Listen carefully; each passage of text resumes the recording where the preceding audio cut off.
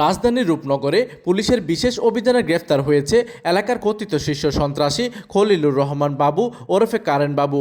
রূপনগর থানা পুলিশ জানায়, গোপন সংবাদের ভিত্তিতে রূপনগরের একটি টিনশেড বস্তিতে ঝটিকা অভিযান চালানো হয়। অভিযানে শীর্ষ সন্ত্রাসীকে কাবু করতে সক্ষম হয় পুলিশ।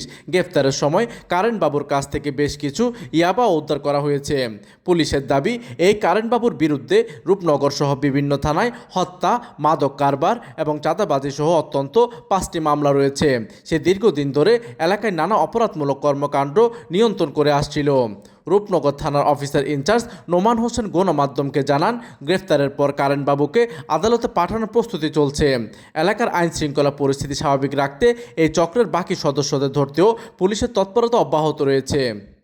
প্রতিনিধির তথ্য ও পাঠানো চিত্রে ডেস্ক নিউজ, দিগন্তের বার্তা 24, ঢাকা।